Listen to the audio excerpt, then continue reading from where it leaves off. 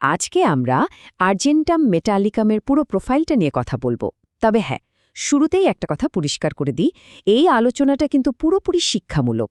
এটাকে কোনোভাবেই ডাক্তারি পরামর্শের বিকল্প ভাবাটা ঠিক হবে না। আচ্ছা, কখনো কি এমন হয়েছে যে আপনি কথা বলছেন আর বলতে বলতেই হঠাৎ করে একদম শক্তি শেষ?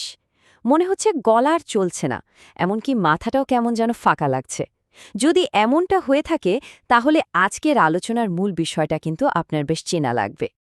তো চলুন এবার একটু গভীরে যাই। আর্জেন্টাম মেটালিকামের একেবারে মূল যে ব্যাপারটা, সেটা হলো এক বিশেষ ধরনের দুর্বলতা। ঠিক যেন কোনো যন্ত্র অনেক দিন ধরে চলতে চলতে যেমন জীর্ণ বা ওয়ার্ন আউট হয়ে যায়, শরীরের বিভিন্ন অংশ নিয়েও ঠিক তেমনই একটা অনুভূতি হয়। আর পুরো আলোচনা জুড়েই আমরা এই ওয়ার্ন আউট ফিলিংসটাকে কেন্দ্র করে এগোব। দেখুন, এই যে দুর্বলতার কথা বলছি, এটা কিন্তু সাধারণ ক্লান্তি না, এটা তার চেয়েও গভীর। ব্যাপারটা এমন যেন শরীরের কোনো একটা অংশ, ধরুন কোনো নাট বল্টু ঢিলা হয়ে গেলে যেমন হয়, ঠিক তেমন একটা আলগা নড়বড়ে ভাব। এই ওয়ার্ন আউট বা শক্তিহীন হয়ে পড়ার অনুভূতিটাই কিন্তু এর আসল পরিচয়। এখন মনে হতে পারে এই দুর্বলতাটা কি শুধুই একটা মনের অনুভূতি? একদমই না, এটা বরং শরীরের কয়েকটা খুব নির্দিষ্ট জায়গায় বেশ পরিষ্কারভাবে দেখা দেয়। চলুন তো দেখি ঠিক কোন কোন জায়গায় আর কিভাবে এই দুর্বলতাটা প্রকাশ পায়। সবার আগে এর প্রভাবটা পড়ে আমাদের নার্ভাস সিস্টেম বা স্নায়ুতন্ত্রের ওপর। এর ফলে কি হয়, শরীরে একটা কাঁপুনি দেখা দিতে পারে, আর খুব সামান্য কাজেই শরীর যেন একেবারে কাহিল হয়ে যায়। মানে একটুখানি মানসিক চাপ বা শারীরিক খাটুনিতেই ক্লান্তিটা হুট করে চলে আসে। দ্বিতীয় যে জায়গাটাতে এই প্রভাব দেখা যায়, সেটা হলো গলা। আর এটা কিন্তু এর একটা সিগনেচার লক্ষণ। বিশেষ করে যারা পেশার খাতিরে অনেক কথা বলেন, যেমন ধরুন শিক্ষক, গায়ক বা যারা বক্তৃতা দেন, তাদের ক্ষেত্রে এটা খুব পরিচিত একটা সমস্যা। কিছুক্ষণ কথা বলার পরে এই গলাটা কেমন যেন বসে যায়, আওয়াজ বের হতে চায় না, মনে হয় যেন গলার জোরটাই ফুরিয়ে গেছে। ৩ নম্বর জায়গাটা হলো জয়েন্ট, মানে অস্থিসন্ধি, বিশেষ করে হাঁটুতে। আর এখানে মজার ব্যাপার হলো, ব্যথার থেকে বেশি যেটা অনুভব হয় সেটা হলো একটা আলগা ভাব। মানে রোগীর মনে হয় যেন হাঁটুর জয়েন্টটা ঠিকঠাক মতো লাগানোই নেই, যে কোনো সময় বুঝি খুলে পড়ে যাবে। শুধু শরীরেই নয়, এই দুর্বলতার একটা মানসিক দিকও আছে। যেমন কথা বলতে হয়তো ইচ্ছা করছে, কিন্তু যেই কথা বলা শুরু হলো অমনি শরীর আর মন দুটোই ক্লান্ত। আবার স্বাস্থ্য নিয়ে একটা অকারণ দুশ্চিন্তা কাজ করতে থাকে। একটু পড়াশোনা বা চিন্তা করতে গেলেই মাথাটা ভারী হয়ে আসে। খেয়াল করে দেখুন, এই সব কিছুই কিন্তু সেই একটাই মূল দুর্বলতার এক একটা ভিন্ন প্রকাশ। আচ্ছা, এবার আসি খুব গুরুত্বপূর্ণ একটা অংশে। মানে কোন কোন জিনিসে এই সমস্যাগুলো বাড়ে আর কোনগুলোতেই বা কমে। এই হ্রাসবৃদ্ধির ব্যাপারটা জানা থাকলে পুরো ছবিটা বুঝতে অনেক সুবিধা হয়। খুব সহজ করে বললে, যত রকমের পরিশ্রম আছে, সেটা কথা বলাই হোক, গান গাওয়া হোক, মানসিক চাপ নেওয়া হোক বা অনেকক্ষণ হাঁটা হোক, এগুলোতে সমস্যাটা বেড়ে যায়। আর ঠিক তার উল্টোটা হয় বিশ্রামে। পুরোপুরি বিশ্রাম নিলে বা একটু ঠান্ডা খোলা হাওয়ায় গেলে বেশ আরাম লাগে। এই যে একটা পরিষ্কার কন্ট্রাস্ট, এটাই কিন্তু একটা বড় ক্লু। আর হ্যাঁ, ব্যথার ধরনটাও কিন্তু খুব নির্দিষ্ট। যখন ব্যথা হয় তখন মনে হয় যেন কেউ সূচ ফুটিয়ে দিচ্ছে। এই যে তীক্ষ্ণ পোঁচানোর মতো ব্যথা, এটা বিশেষ করে জয়েন্টে আর নার্ভে নড়তে হয়। এটাও কিন্তু এই প্রোফাইলের একটা খুব জরুরি দিক। এতক্ষণ তো আমরা থিওরি নিয়ে কথা বললাম। চলুন এবার দুটো বাস্তব উদাহরণ দেখি, তাহলে পুরো ব্যাপারটা চোখের সামনে একদম পরিষ্কার হয়ে যাবে। প্রথম উদাহরণটা একজন গায়কের। তিনি বলছেন, বারবার রিহার্সাল করার পর আমার গলাটা একদমই কাজ করে না। কোনো ব্যথা-ট্যাথা নেই, কিন্তু এতটাই দুর্বল লাগে যে গলা দিয়ে কোনো আওয়াজই বের করতে পারি না। ভাবুন একবার অবস্থাটা। এই কেসটা একটু বিশ্লেষণ করলেই বোঝা যায়, এটা হলো অতিরিক্ত ব্যবহারে গলার ক্লান্তির একটা ক্লাসিক উদাহরণ। গান গাওয়া অর্থাৎ পরিশ্রম করলে সমস্যা বাড়ছে, আর বিশ্রাম নিলে কমছে, ঠিক যেমনটা আমরা একটু আগেই আলোচনা করছিলাম। এবার চলুন দ্বিতীয় উদাহরণটা দেখি। এক রোগী বলছেন, আমার হাঁটুতে তেমন কোনো ব্যথা নেই, কিন্তু হাঁটার সময় মনে হয় হাঁটুটা কেমন যেন আলগা হয়ে গেছে, মনে হয় এই বুঝি ভারসাম্য হারিয়ে পড়ে গেলাম। এটা কিন্তু খুবই অদ্ভুত আর অস্বস্তিকর একটা অনুভূতি। দেখুন, এই কেসটাতেও কিন্তু সেই একই প্যাটার্ন। জয়েন্টে সেই আলগা অনুভূতি, হাঁটার মতো পরিশ্রমের সমস্যাটা বেড়ে যাওয়া আর বিশ্রাম নিলে ভালো লাগা, সব কিছুই কিন্তু আর্জেন্টা মেটালিকামের মূল ছবির সাথে একদম মিলে যাচ্ছে। তো আলোচনার প্রায় শেষ পর্যায়ে চলে এসেছি আমরা। চলুন সবথেকে গুরুত্বপূর্ণ পয়েন্টগুলো একবারে চট করে দেখিনি, তাহলে পুরো ব্যাপারটা মনে রাখতে খুব সুবিধা হবে। তাহলে মূল কথাগুলো কি দাঁড়ালো? ১. গলার ক্লান্তি, বিশেষ করে অতিরিক্ত ব্যবহারের ফলে। ২. নার্ভের দুর্বলতা, পরিশ্রমে কাঁপুনি আসা। ৩. জয়েন্টে ব্যথার চেয়েও বেশি আলগা ভাব। আর সবচেয়ে বড় কথা হলো, কথা বললেই সমস্যাগুলো বেড়ে যায়। আর এই সব কিছুর গোড়ায় রয়েছে সেই একটাই অনুভূতি, শরীরটা যেন ওয়ার্নড আউট বা জীর্ণ হয়ে গেছে। আর এখানেই আজকের মতো শেষ করছি। তবে যাওয়ার আগে একটা প্রশ্ন রেখে যাই।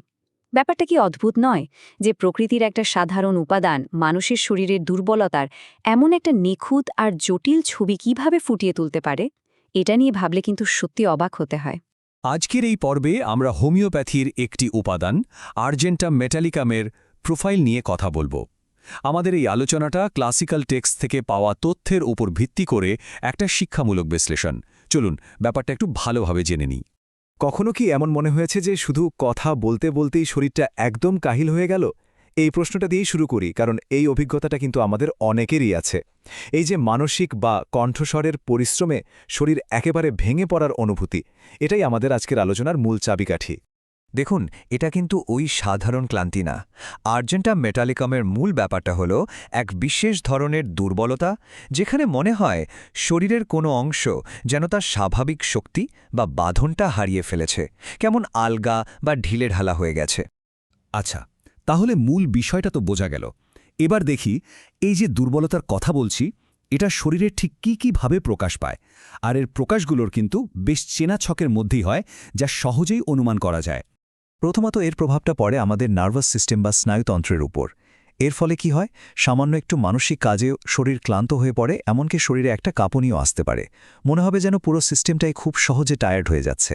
দ্বিতীয় যে লক্ষণটা, আর এটা কিন্তু খুবই গুরুত্বপূর্ণ, সেটা হলো কণ্ঠস্বরের দুর্বলতা। বিশেষ করে যারা গলা ব্যবহার করে কাজ করেন, যেমন ধরুন গায়ক, শিক্ষক বা যারা অনেক কথা বলেন, তাদের ক্ষেত্রে গলাটা যেন একদম বসে যায়। মনে হয় যেন স্বরযন্ত্রটা একেবারে জীর্ণ হয়ে গেছে, আর কাজ করতে পারছে না। আর ৩ নম্বর প্রকাশটা দেখা যায় জয়েন্টে।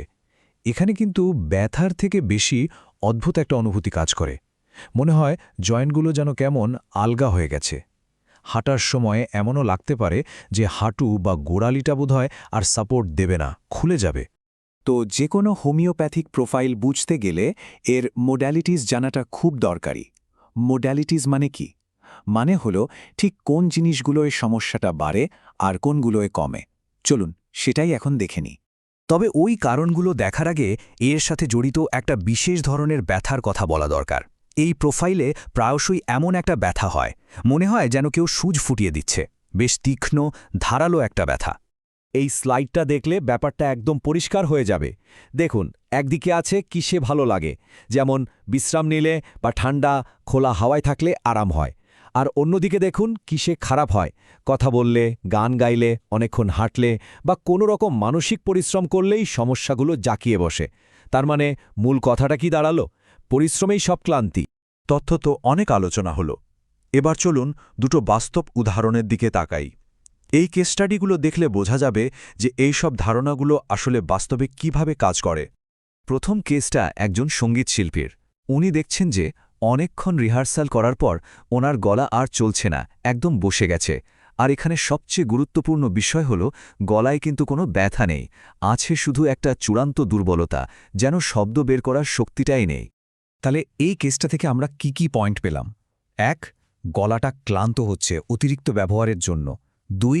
অল্প কথা বললেই অবস্থা আরও খারাপ হচ্ছে। আর ৩. বিশ্রাম নিলেই আরাম হচ্ছে। এটা কিন্তু আর্জেন্টা মেটালিকামের যে কণ্ঠের দুর্বলতার কথা আমরা বলছিলাম, তার সাথে হুবহু মিলে যাচ্ছে। আচ্ছা, এবার দ্বিতীয় কেসটা দেখি। এখানে একজন রোগী তার হাঁটুর কথা বলছেন।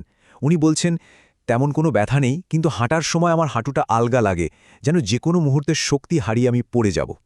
ভাবুন একবার, ব্যথার চেয়েও এই আলগা লাগার অনুভূতিটাই এখানে প্রধান, যে একটা ভয় তৈরি করছে। এই কেসটা বিশ্লেষণ করলেও কিন্তু আমরা একই প্যাটার্ন দেখতে পাই। এখানেও জয়েন্টে ব্যথা তেমন নেই, কিন্তু একটা শিথিলতা আছে। আর এই সমস্যাটা বেড়ে যাচ্ছে কখন? যখন অনেকক্ষণ দাঁড়িয়ে থাকতে হচ্ছে বা কোনো মানসিক চাপ পড়ছে, অর্থাৎ সেই পরিশ্রমের ফলেই দুর্বলতা বাড়ছে। একই থিম। তাহলে এতক্ষণের এই পুরো আলোচনা থেকে আমরা কি শিখলাম? চলুন সবশেষে একবার দেখে নিই এই প্রোফাইলের সবচেয়ে জরুরি আর মনে রাখার মতো কয়েকটি বৈশিষ্ট্য। এই পয়েন্টগুলোই হল আর্জেন্টা মেটালিকামের আসল পরিচয়। ১. নার্ভের ক্লান্তি বা অবসাদ। ২. অতিরিক্ত ব্যবহারের ফলে গলার ক্লান্তি আর স্বরভঙ্গ। ৩. জয়েন্টগুলোতে একটা ঢিলেঢালা ভাব। আর ৪. সূচ ফোটানোর মতো ধারালো ব্যথা। আর একটা ইন্টারেস্টিং বিষয় হলো বেশিরভাগ সময়ই এই সমস্যাগুলো শরীরের বাম দিকে বেশি দেখা যায়। শেষ করার আগে এই প্রশ্নটা ভাবার জন্য থাকল, এটা কি অবাক করার মতো নয় যে কিভাবে একটা মাত্র উপাদান ঠিক এমন এক ধরনের দুর্বলতাকে ফুটিয়ে তুলতে পারে, যার শুরুটা হয় পরিশ্রমে আর শেষটা হয় চূড়ান্ত ক্লান্তিতে? মানে যে কোনো কাজ করার চেষ্টাই যেন শরীরটাকে ভেতর থেকে জীর্ণ করে দিচ্ছে।